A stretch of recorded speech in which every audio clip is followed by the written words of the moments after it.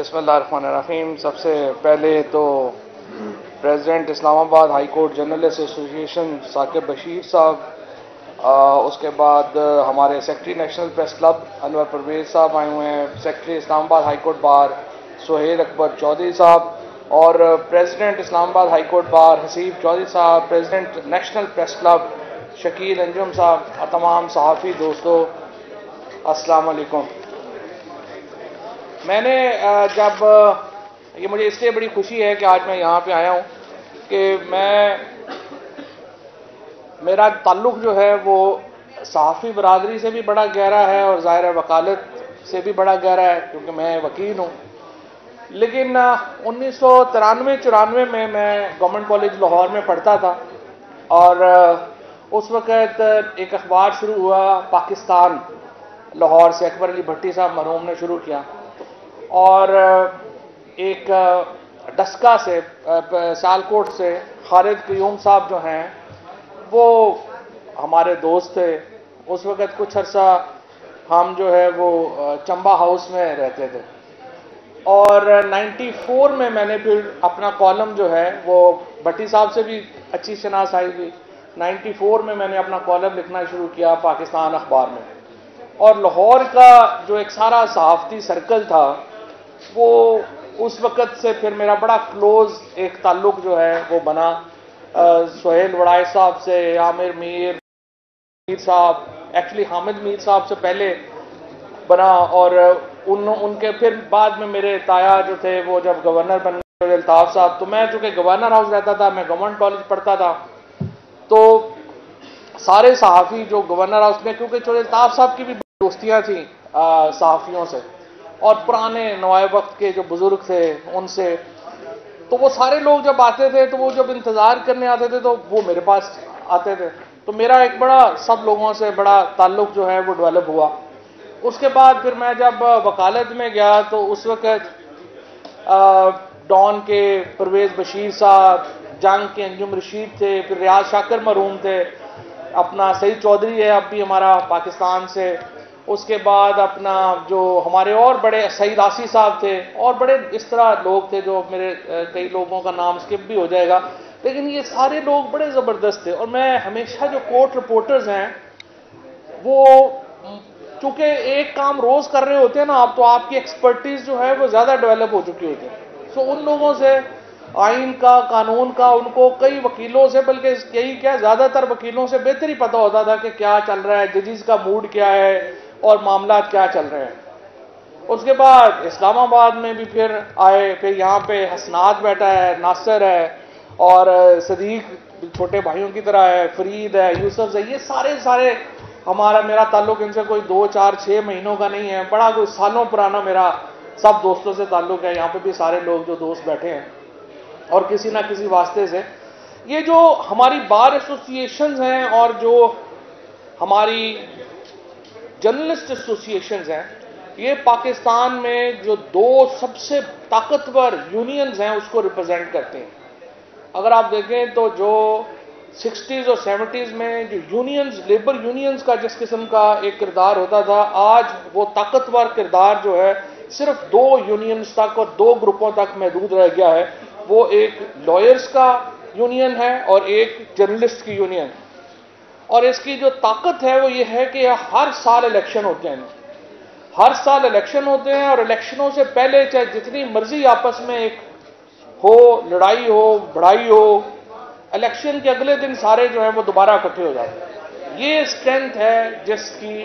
جو جمہوریت جس کو ہم کہتے ہیں، یہ جمہوریت ہے کہ آپ الیکشن لڑتے ہیں، ایشوز کے اوپر بات کرتے ہیں، لیکن اگلے دن پھر آپ اکٹھے ہو جاتے ہیں۔ تو اسی وجہ سے تمام جو حکومتیں ہیں ان کو باقی کسی سے بھی پنگا لینے کو وہ لے سکتی ہیں، لیکن وکیلوں اور جرنلسٹوں سے کبھی پنگا نہیں لینا چاہیے۔ اور یہ جو حکومتیں ہیں ان کو چاہیے، حکومتوں کو چاہیے کہ وہ لائرز کے ساتھ اور وکیلوں کے ساتھ بنا کے رکھیں، کیونکہ یہ اصل جو آپ کی ایک ٹریڈ یونینزم ہے اس کو ریپرزینٹ کر رہی ہے یہ طاقت۔ اور پھر اسلام آباد ہائی کورٹ کی جو ایک انسٹیٹیوشنل پوزیشن ہے، اسلام آباد ہائی کورٹ نے جس طریقے سے خود کو ایک ایمرج ہوئی ہے، اس سے ایک پتہ چلتا ہے کہ کتنی جلدی ایک ادارے نے اپنی جو طاقت ہے وہ منوائی ہے۔ جو اسلام آباد ہائی کورٹ کی جرنلسٹ ایسوسی ایشن ہے، اس کی بھی اہمیت بڑی جلدی ابھر کر کے سامنے آئی ہے۔ اور میں یہ سمجھتا ہوں کہ یہاں پہ جو مسائل ہیں، جو یہاں پہ بار ایسوسی ایشنز کے مسائل ہیں یا جو یہاں پر ہمارے جرنلسٹ کے مسائل ہیں، وہ اتنے بڑے نہیں ہیں کہ وہ حل نہیں ہو سکتے، لیکن مسئلہ یہ ہے کہ میں دیکھتا ہوں کہ جو ہمارا لائزن ہے جیسے سی ڈی اے کا، وہ کمزور ہے،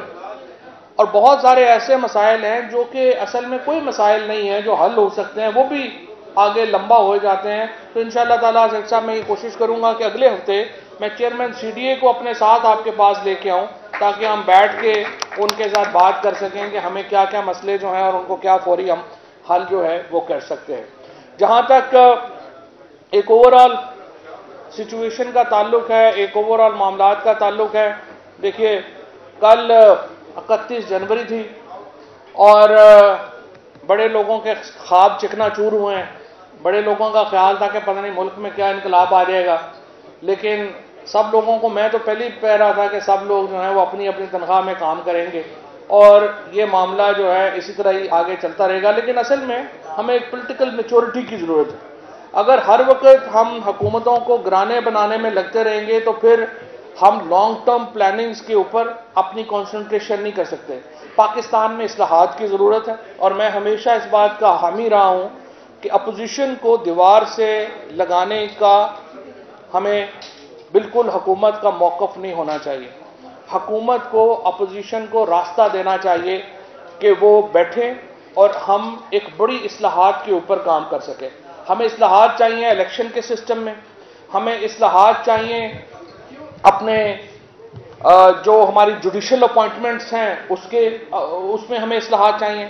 ہمیں اپنی گورننس کے سسٹم میں اصلاحات چاہیے۔ اب آپ دیکھیے نا کہ مثلا ہم روزانہ اس وقت پاکستان کی چونکہ میں اس وقت میڈیا اور لائرز کے درمیان ہوں،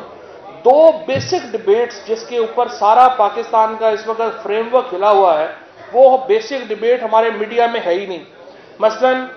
ہماری جو 18ویں ترمیم کے بعد اور این ایف سی ایوارڈ کے بعد جو ہمارا کانسٹیٹیوشنل فریم ورک ہے، اس نے جس قسم کے مسائل کھڑے کر دیے ہیں فیڈریشن کے لیے، وہ ہماری ڈیبیٹ میں ایبسنٹ ہے۔ اب آپ صبح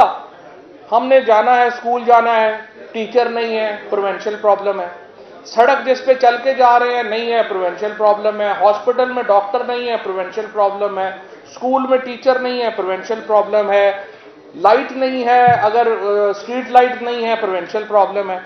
اب سوال یہ پیدا ہوتا ہے کہ جب یہ سارے مسائل کے لیے وفاق کے پاس کوئی اختیار ہی نہیں ہے اور این ایف سی ایوارڈ کا 60% صوبوں کو چلا جاتا ہے، مثلا آپ اندازہ لگائیں کہ پچھلے 2 سال میں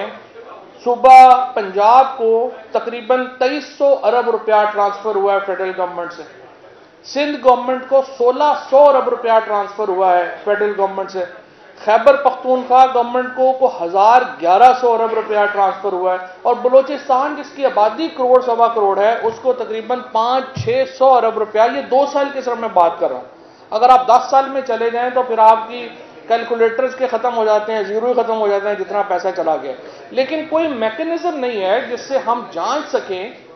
کہ یہ صوبوں کو جو پیسہ جا رہا ہے یہ خرچ بھی ہو رہا ہے یا نہیں ہو پا رہا ہے، یا کدھر جا رہا ہے یا کیسے جا رہا ہے۔ مہنگائی ہو رہی ہے، اگر ٹماٹر مہنگے ہیں، انڈے مہنگے ہیں، دودھ مہنگا ہے، یہ سارے کس سے کنٹرول کرنا ہے؟ وزیر اعظم کے پاس تو کوئی اختیار نہیں، یہ اختیار چیف منسٹرز کے پاس ہے، اور چیف منسٹر جیسے آپ نے سنا سندھ کے وزیر اعلیٰ نے کہا کہ میں تو وزیر اعظم کو جواب دے ہی نہیں۔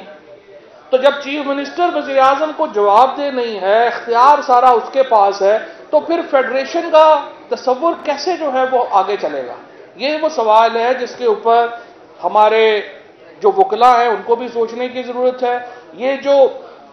18ویں ترمیم جس طریقے سے کی گئی، اس کے نتیجے میں جن لوگوں نے بھی 18ویں ترمیم کی ان لوگوں نے نہ سوچا نہ سمجھا، صرف بہت چھوٹے معاملے کے لیے، جس طریقے سے نواز شریف صاحب نے بھی آرٹیکل 158 کے اوپر سگنیچر کیے، اور پنجاب کو جتنا نقصان نواز شریف اور PMLN کے آرٹیکل 158 کے اوپر سائن کرنے سے ہوا، کبھی تاریخ میں نہیں ہوا۔ کیا وجہ ہوئی؟ آج پنجاب پورے پاکستان کی جو بجلی کے بل صرف پنجابی دے رہا ہے، باقی باہر سے کوئی نہیں دے رہا، پنجاب اور اسلام آباد دے رہا ہے۔ اسی طریقے سے گندم کی سبسڈی ساری صرف جو ہے وہ پنجاب بیئر کر رہا ہے۔ اسی طریقے سے آپ کی جو ساری باقی سبسڈیز ہیں بجلی کی، پانی کی، وہ صرف پنجاب بیئر کر رہا ہے۔ باقی سارے صوبے جو ہیں وہ کہتے ہیں کہ نہیں، گیس جو ہے وہ پہلے سندھ میں نکلتی ہے یا پہلے KP میں نکلتی ہے، تو پہلے ہم استعمال کریں گے پھر دیں گے۔ پانی کے اوپر بھی یہی جو ہے وہ ایشو ہے۔ جتنا نقصان نواز شریف نے، اور نواز شریف نے کیوں نقصان پہنچایا؟ انہوں نے کہا مجھے تیسری دفعہ وزیر اعظم، چوتھی دفعہ وزیر اعظم بننے کی اجازت دے دیں، آپ جو مرضی مجھ سے لکھوا لیں۔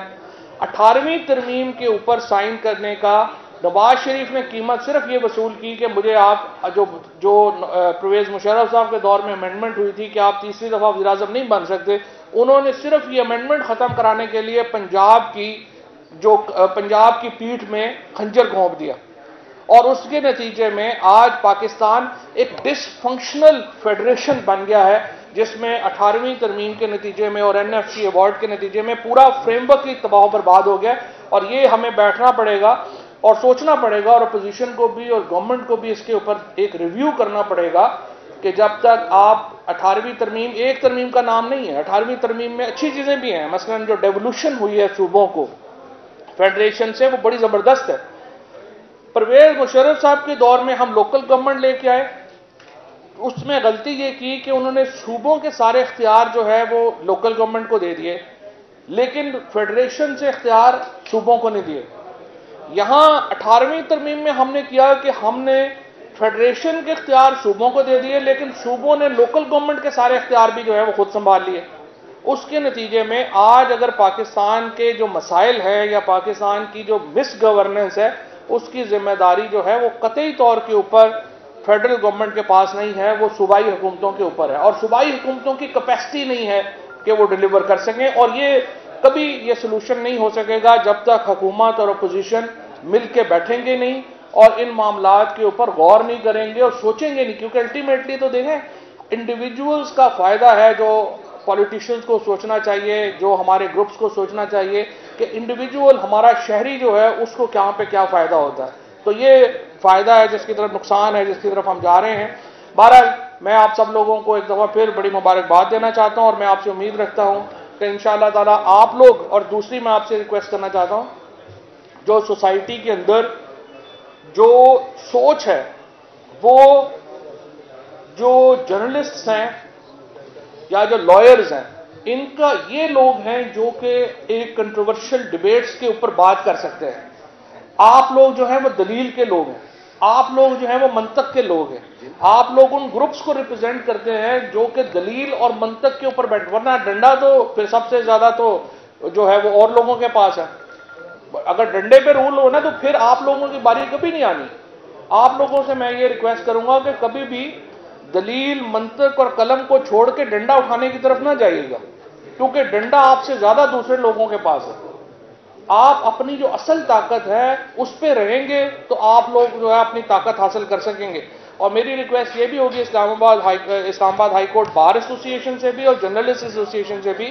اور ویسے تو میں ہمیشہ پاکستان بار کونسل اور سپریم کورٹ کو بھی کہتا ہوں، انفارچونیٹلی وکیلوں نے اپنا جو رول لیا تھا ادھر جب افتخار چودھری صاحب کی موومنٹ چل رہی تھی ان کی ریسٹوریشن کی، وہ ہم کھو گئے۔ وکیلوں کو چاہیے تھا کہ وہ اپنی جو موومنٹ ہے اس کو برقرار رکھتے، اور پاکستان کے اندر پولیٹیکل پارٹی، دیکھیں میں نے الیکشن لڑنا ہے، میں وہ بات کروں گا جس سے ووٹر خوش ہوتا ہے، پولیٹیکل پارٹیز وہ بات کریں گے جس سے ووٹر خوش ہوتا ہے، لیکن ضروری نہیں کہ ہر وہ بات جس سے ووٹر خوش ہوتا ہو وہ صحیح بھی ہو۔ کئی باتیں ہیں جس کے اوپر بار ایسوسی ایشنز کو، جرنلسٹ باڈیز کو ایک سٹینڈ لینا ہے کہ چاہے وہ پاپولر نہ بھی ہو،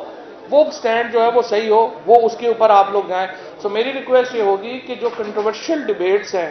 جو سوسائٹی کے لیے امپورٹنٹ ہیں، ان کو آپ لوگ لیڈ کریں،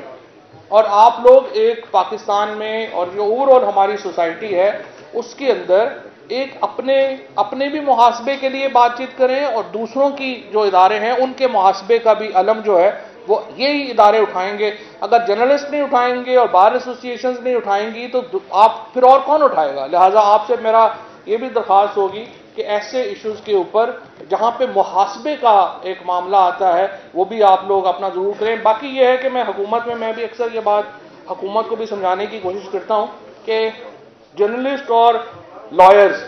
یہ کبھی بھی حکومت کے الائی نہیں ہو سکتے، نہ ہی ہونا چاہیے. انہیں حکومت کے اوپر ایڈورسری ہی نظر رکھنی چاہیے. اگر یہ سارے بھی ساتھ مل جائیں گے تو حکومت پہ کرٹیسزم کون کرے گا؟ لہٰذا جرنلسٹوں کو اور جو ہمارے لائرز ہیں ان کو بے شک حکومت کے ساتھ جو ہے وہ ایشوز کے اوپر حکومت کا ساتھ دیں، ایشوز کے اوپر حکومت کی مخالفت کریں. جہاں پہ سمجھتے ہیں کہ حکومت صحیح ہے وہاں پہ کہیں صحیح ہے، جہاں پہ سمجھتے ہیں حکومت غلط ہے وہاں پہ کہیں غلط ہے. کسی صورت میں بھی جرنلسٹ کا یا لائرز کا یہ کام نہیں ہے کہ وہ حکومت کی ایک سبسڈری بن کے چلیں، اور نہ ہی حکومت کو یہ توقع ہونی چاہیے ان اداروں سے کہ حکومت کی سبسڈری بن کے چلیں گے. لہٰذا مجھے امید ہے کہ آپ لوگ جو اپنا کردار ہے اس میں مزید وسعت لائیں گے اور انشاءاللہ آپ کے ساتھ مل کر کے ہم اس میں جو بہتری ہے وہ لا سکیں. تھینک یو ویری مچ صاحب. آپ ایک اسٹرانگ وائس ہیں اور ہر پسے ہوئے طبقے کی آپ بات بھی کرتے ہیں اور کیبنٹ میں بھی آپ بات کرتے ہیں. Thank you very much. آپ کے آنے کا بھی شکریہ. سر یہ بتائیے گا، آپ اپوزیشن کو بات کرتے ہیں کہ اپوزیشن کے ساتھ مل بیٹھ کے بات ہو سکتی ہے اور اس کی بات ہو سکتی ہے، لیکن جب اپوزیشن سے آپ کی بات ہوتی ہے آپ کہتے ہیں وہ این آر او مانگ رہے ہیں، کیسے ان مسائل کا حل ہوگا؟ آپ یہ کہتے ہیں وہ این آر او مانگ رہے ہیں، وہ کہتے ہیں کہ ہم بات کرتے ہیں گورنمنٹ سیریس نہیں ہے. ان سارے مسائل کا حل کیا ہے؟ اور دوسرا تر یہ جو انڈیا میں کسانوں کی تحریک چل رہی ہے اس میں بعض کا یہ نظام کے سامنے آگے پاکستان کو رول پلے کر رہا ہے، ہم کیسے ان کی ایک مورل سپورٹ کر سکتے ہیں جس سے ان کے جو جنرل مسائل ہیں ان کو، تاکہ دنیا بھی ان کو دیکھیں، کیونکہ مودی سرکار جو ہے وہ ان کو دبا رہی ہے. اچھا، پہلے سوال کا جواب تو یہ ہے کہ حکومت اور اپوزیشن کے درمیان بڑی تلخیاں، ایک پرسنل ایک جو ہے وہ ایک تلخیاں ہیں. اتنی تلخیوں میں مذاکرات نہیں ہوتے. اسی لیے میں بار ایسوسیشنز کو اور جرنلسٹ باڈیز کو کہہ رہا ہوں کہ آپ لوگ آگے بڑھیں اور ملک میں جہاں پہ اتنے جو گمبھیر مسائل ہیں ان کے لیے آپ لوگ ایک میڈیٹر کا رول ادا کریں، بجائے اس کے کہ بار ایسوسیشنز یا میڈیا سائڈیں لے کے بیٹھ جائے، جو کہ اس وقت زیادہ چل رہا ہے کہ باقاعدہ ہم نے سائڈیں لی ہوئی ہیں کہ وہ ادھر ہے اور ادھر ہے. آپ لوگ ایک نیوٹرل رول رکھیں، جہاں پہ حکومت صحیح ہے کہیں یہاں پہ حکومت صحیح ہے، جہاں پہ اپوزیشن صحیح ہے کہیں اپوزیشن صحیح ہے، اور ایک میڈیشن کا رول جو ہے وہ آپ کو ہونا چاہیے. دوسری بات یہ ہے کہ جو اس وقت بھارتی پنجاب کے اندر کسان کی موومنٹ چل رہی ہے، پوری دنیا میں جہاں پر بھی کسان ہے، جہاں پر اسپیشلی پاکستان کے اندر ہر پنجابی کا دل جو ہے وہ اپنے بھارتی پنجابی کسانوں کے ساتھ دھڑک رہا ہے. ہم سمجھتے ہیں وہ حق کے لیے کھڑے ہیں، وہ سچ کے لیے کھڑے ہیں. اور اگر پاکستان کی اتنی وہاں پہ منور ہے، جو ہندوستان کہہ رہا ہے کہ پنجابی کسانوں کو پاکستان نے وہاں پہ اکسا لیا ہے اور وہاں پہ لاکھوں لوگ پاکستان باہر نکال سکتا ہے، تو پھر تو پاکستان سے ڈر کے رہیں. اگر ہر کام کشمیری جو ہیں لاکھوں کشمیری باہر ہے پروٹیسٹ کر رہے ہیں، وہ بھی پاکستان کی اتنی وہاں پہ ڈیپتھ ہے کہ ہمارے کہنے کے اوپر سارے کشمیری باہر نکل آئے ہیں اور کسانوں کی بھی اتنی ڈیپتھ ہے کہ پاکستان کے کہنے پہ نکل آئے ہیں، تو پھر تو ہمیں ان کو سلام کرنا چاہیے. لیکن حقیقت یہ ہے کہ ان کو اپنے گریبان میں جھانکنا چاہیے، مودی سرکار کو اپنے گریبان میں جھانکنا چاہیے. جس قسم کا ہندوستان مودی سرکار اس وقت بنا رہی ہے وہ پاکستان کے لیے ہی نہیں، وہ دنیا کے لیے ڈینجرس ہے. وہ R S S Nazi Germany کا جو ماڈل ہے اس کو آر ایس ایس نے امپلیمنٹ کیا ہے، اور جس طرح سے ہٹلر نے وہاں پر ایک پوری نسل کشی شروع کی تھی، وہ مسلمانوں کی نسل کشی کر رہے ہیں. اس کے اوپر پوری دنیا کو جس طرح سے آواز اٹھانی چاہیے وہ آواز موجود نہیں ہے، اور ہمارا فرض ہے ہم یہ آواز اٹھائیں. جاوید صاحب، گورنمنٹ نوجوانوں کی بات کرتی ہے. پاکستان میں ریٹائرڈ افسران کو عہدے دیے جاتے ہیں، ریٹائرڈ لوگوں کو عہدے دیے جاتے ہیں. نوجوانوں کو میدان میں کب لایا جائے گا؟ آپ کب لائے گی آپ کی گورنمنٹ؟ اس وقت پارلیمنٹ کے اندر 105 لوگ جو ہیں 242 میں سے، ان کی جو عمر ہے جب وہ الیکشن لڑ رہے تھے وہ 45 سال سے کم ہے. لہٰذا یہ پاکستان کی اس وقت ینگسٹ پارلیمنٹ ہے جو اس وقت آپ کے سامنے ہے. اس کے ساتھ ساتھ جو باقی گورنمنٹ ہے وہ بھی اس وقت بڑے، اور پاکستان کی آبادی ہی اس وقت کیونکہ بڑی ینگ ہے لہٰذا ہر جگہ کے اوپر ینگسٹرز ہیں. لیکن یہ جو جوان پاکستان ہے اس میں بہت اپرچونٹیز ہیں. میں جوانوں کو کہوں گا کہ اس سے فائدہ اٹھائیں. ٹھیک ہے. راول صاحب نے کہا ہے کہ ہم نے باعزت موقع دیا تھا वज़ीर आज़म को जाने का, लेकिन आप वो समझ रहे हैं कि जैसे उनको बाइज्जत रास्ता नहीं जाए। क्या मेरा ख्याल है बिलावल और मरियम आप मिल के हुकूमत को बददुआओं की कैंपेन शुरू करें।